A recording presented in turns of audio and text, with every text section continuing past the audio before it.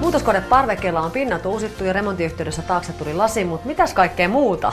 Paljon kaikkea. No paljon kaikkea. Mun mielestä noitten jälkeen oikeastaan tärkeintä, tai se mikä teki eniten tähän tilaan luonnetta, niin on tää lattia.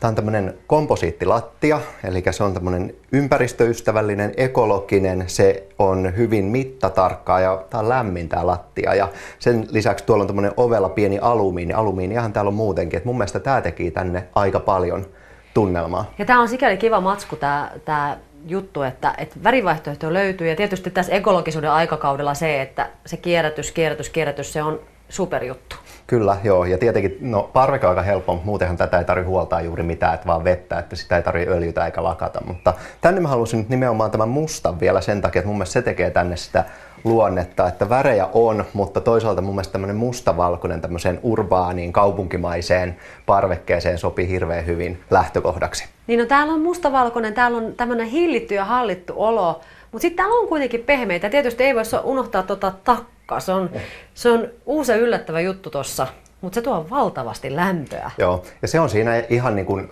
yksi hirveän tärkeä lähtökohta, että täällä ei ole nyt ainakaan toistaiseksi vielä minkäänlaisia lämpölamppuja, vaan takkavalmistaja väitti, että tosta tulee niin kova lämpö, että sen avulla voidaan lämmittää. Ja nytkin kun on vielä vähän keväistä, niin täällä on oikeasti hyvin lämmintä. Mutta tietenkin pimeäseen aikaan toi tulihan on hirveän kaunis luonnollinen elementti täällä.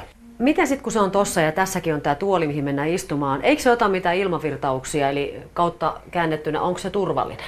Se on turvallinen, eli tämä on lasitettu parveke, niin silloin se ei vaadi, yleensäkään toi ei vaadi mitään sen ihmeempiä lupia. Se lasketaan kynttiläksi ja se ei saa silloin mitään puhureita tuolta ulkoa, kun lasit on kiinni. Ja silloin tietenkin kaikki turvavälit pitää muistaa niin kuin kaikkiin tämmöisiin palaviin kohteisiin.